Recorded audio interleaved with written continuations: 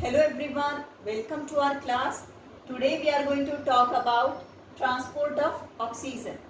Now, before coming to the topic, let recall what we have discussed in our previous lecture. So earlier we have discussed about exchange of gases. Under that we have used one term, partial pressure. This term is very important to understand the concept of transport of gases. So, what this partial pressure is? Partial pressure is the pressure exerted by individual gas in a mixture of gases. Okay. For example, the total partial pressure of atmospheric air, or we can say the atmospheric gases is 760 mm of Hg. It means this is the total one. So the gases which are present, oxygen, nitrogen, carbon dioxide, water vapors are there. So this is the collective partial pressure, total of all the gases which are present in the air. So when we talk about the partial pressure of oxygen, it means the pressure exerted by only oxygen. Got it? Partial pressure only exerted by nitrogen is the partial pressure of nitrogen. Got it? So this is the basic idea behind the transport of oxygen. So let's talk about the transport.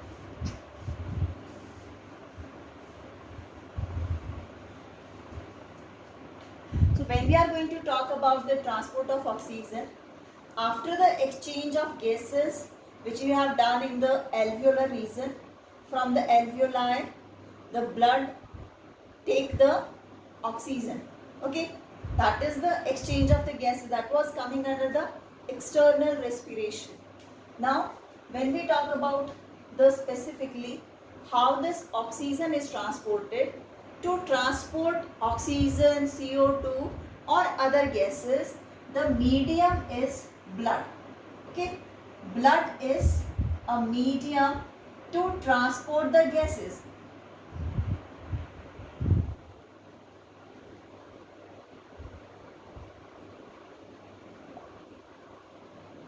Oxygen and CO2 we are going to talk about. Okay, what these are? These are the respiratory gases. So these respiratory gases are transported with the help of blood. Okay, so under this lecture we will specifically talk about oxygen transport. Now this blood is composed of cell, solid part, that is the cells are present, and the liquid part, plasma. So when we are talking about the transportation of oxygen, the main role play is by the RBC and the plasma.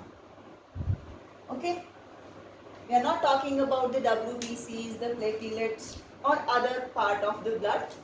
So over here, when we talk about this, RBCs responsible for transporting 97% of the inhaled oxygen. The RBCs are responsible for transporting 97% of inhaled oxygen. Okay, and that how that RBC is going to do, with the help of the protein, that is the hemoglobin, and rest 3% is transported with the help of the plasma. So 3% of the oxygen is transported in dissolved form, and that is via plasma. Fine. So the blood is responsible for transportation, but in the blood, RBC, which contain hemoglobin pigment, that is responsible for binding of the oxygen. So with the help of this, total amount 97% out of the total is transported in the form of a complex, we can call it as oxyhemoglobin.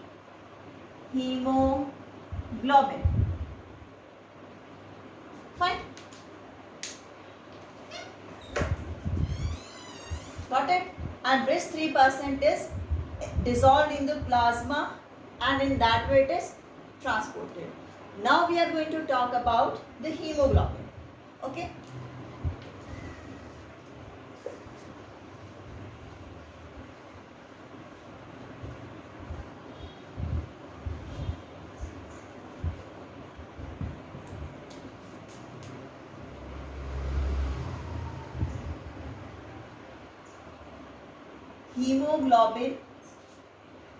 Hemoglobin is a red colored pigment where it is present in RBC, okay, that provide the red color to the blood. Now this hemoglobin is made up of 4 different units, okay, and each unit is capable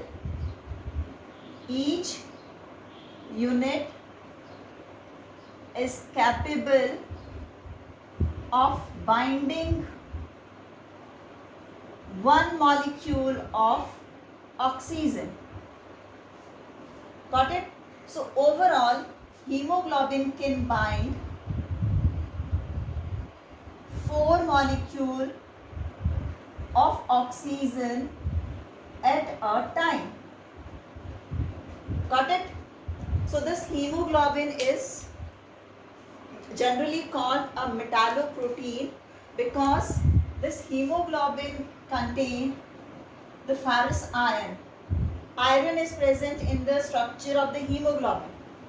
Okay? So this structure like HB capable of binding 1, 2, 3 and 4 molecule of the oxygen. Got it? Now this particular state where this oxygen is binding with the hemoglobin, it is going to form a complex called oxyhemoglobin. Okay? For binding of oxygen with the hemoglobin, various factors are responsible. Okay? Some factors which are going to favor the binding of oxygen with hemoglobin to make this oxyhemoglobin. So what we are going to conclude that the oxygen in our body is transported in the form of the oxyhemoglobin complex. Okay, when the oxygen is going to bind with hemoglobin, then it is going to form oxyhemoglobin. Clear till this particular point? Now,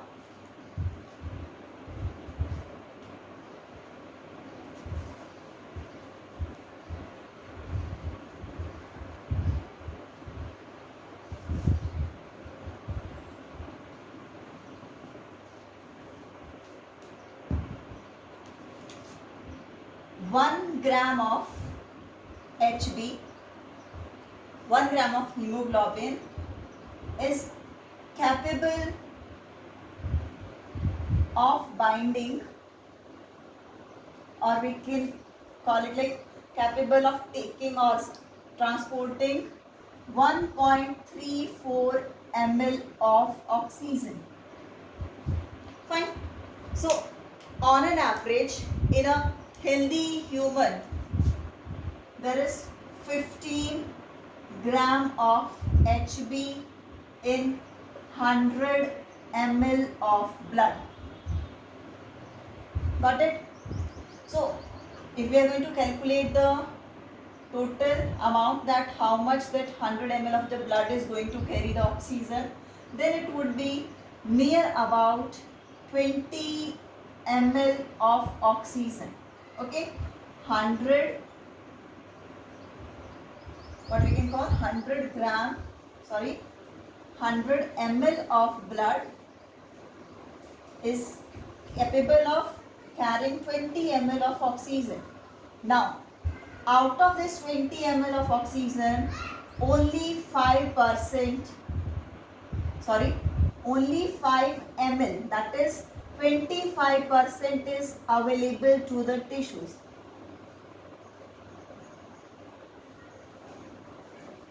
And this is utilized by the tissues to get the energy for the oxidation of the food during the cellular respiration. Fine. What I have told, 1 gram of hemoglobin is capable of transporting 1.34 ml of oxygen, and in an average human being, the blood, the hemoglobin is present from 12 gram to 20 gram. Okay, so we are taking an average 15 gram of Hb in 100 ml of the blood. So 100 ml of the blood is capable of transporting 20 ml of the oxygen. So out of this 20 ml, only 25%, that is 5 ml, is only available to the tissues. Fine. Now we are going to talk about what are the factors responsible for the formation of that oxyhemoglobin. Okay.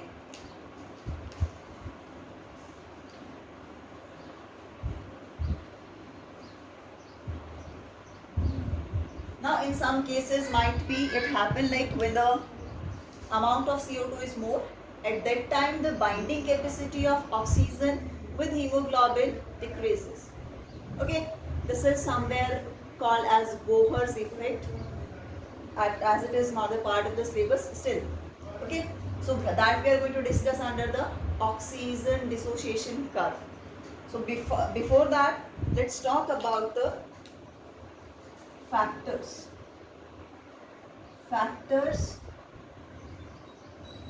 affecting the oxyhemoglobin formation, we can write. Okay, or reverse of it, that the factors which affect the dissociation of the oxyhemoglobin also. So first of all, the factor which is very much important, that is the partial pressure of oxygen. Partial pressure of oxygen, that is PO2, it must be high. Okay, when the partial pressure of oxygen is high, at that time the oxygen which is available, that can easily bind to the hemoglobin. So there are more chances of formation of oxyhemoglobin. Second, the partial pressure of CO2, that should be low in the air. Okay, if it would be more, then what would happen? The acidity of the blood is going to increase, and that will affect the oxyhemoglobin formation.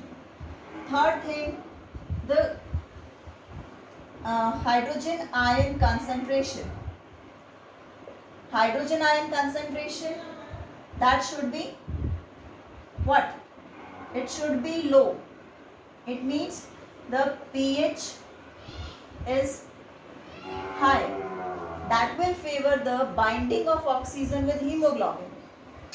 Next factor is temperature. Okay, the temperature also should be low, because at high temperature the oxyhemoglobin structure is going to get dissociated. Okay, it can disturb, it can destruct also. So all these factors are responsible for binding of oxygen with the hemoglobin. Got it?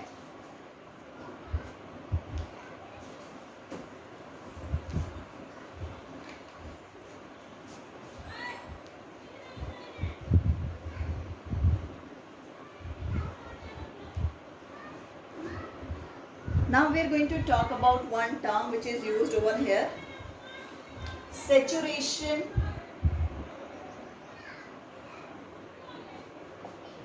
of hemoglobin with oxygen.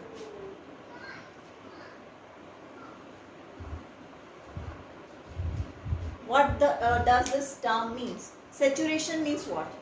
When the taking capacity is going to get over. Fine. Generally, when we used to add a amount of solute in a solvent, then there's a particular point where no more solute can be added. That is the saturation point. So same happen over here. What is this? How much HB, like how much HB is occupied by the oxygen. Like HB, as I have told you, have 4 sides. Okay, so 4 molecules of oxygen can bind. So what is the saturation? That how much oxygen molecules are coming and binding the HB molecules. If one is coming, it means it is less saturated. Second molecule bind, it means it is becoming more saturated. And in this way, after the binding of all 4 molecules of oxygen, this HB molecule is completely saturated. Got it? So this is the meaning of saturation. Clear?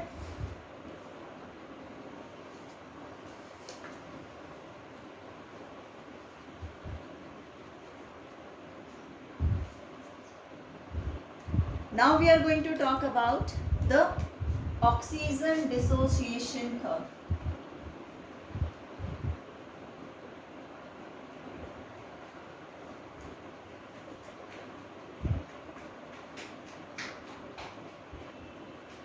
Okay, this is a graphical representation between, if I am going to plot the graph,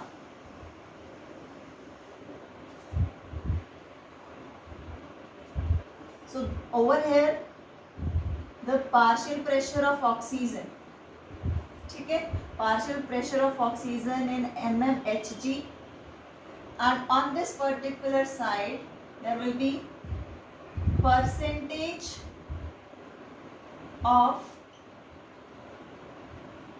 saturation of HB with oxygen. Got it? So the graph is plotted between these two factors.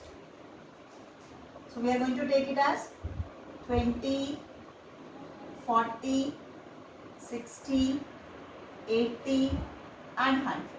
Okay? In this way it is going to increase. Over here 20, 40, 60, 80 and 100. Got it?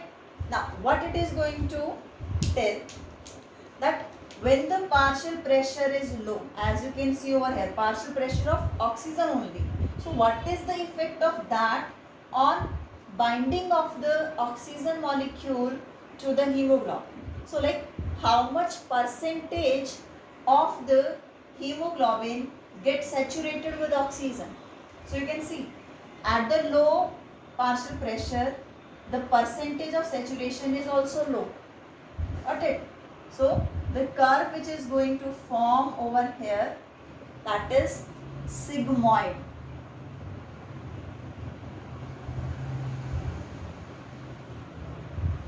What this is going to tell, that over here less partial pressure of oxygen, then the saturation is also less.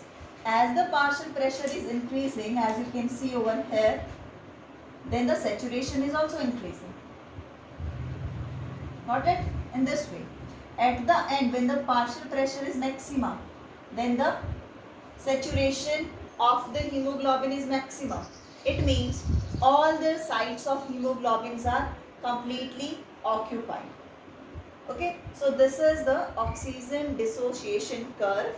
So this is get affected by this binding, this percentage of saturation get affected by the more partial pressure of CO.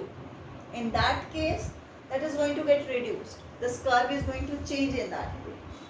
Clear? So all the conditions which we have already talked about, the partial pressure of oxygen, the partial pressure of CO2, the temperature, the pH, all these conditions which are favorable for the formation of oxyhemoglobin, they are there in our body. Okay, so in that way the oxygen is easily transported to the tissues. Got it? Now the last thing, in the case of alveoli, the conditions which we have talked, the factors which we have talked, they are going to get differ. And when we are going to talk about those factors in tissue, they are going to vary over there. So let's see what happened. In the alveoli, the partial pressure of O2 is high. Okay? And in the tissue, the partial pressure of CO2 is high. So partial pressure of CO2 is low, partial pressure of O2 is low. Okay? pH in the alveoli is high, it means it is basic over there. pH of blood over there, that is low, it means acidic. Okay? Temperature is also low, temperature is high. So what is going to happen over here when these conditions are favorable? Oxygen is going to bind with hemoglobin easily. Okay? And that is taken up to the tissues. Got it? This oxyhemoglobin complex is taken to the tissues. In the tissues, when the factors are completely opposite, so what is going to happen? This hemoglobin going to leave, this hemoglobin which was carrying the oxygen, okay, oxyhemoglobin, this oxygen will leave this and oxygen will come to the tissue. Got it? Oxygen will leave the hemoglobin molecule, come to the tissue, because these conditions are reversible over here. So due to the higher partial pressure of CO2, now the CO2 is going to bind with the hemoglobin. Got it? And this complex will be carried to the alveoli, and this will be taken out of the lungs during the exhalation. So this process will be continued in this manner. So in this way this oxygen is get transported. Thank you.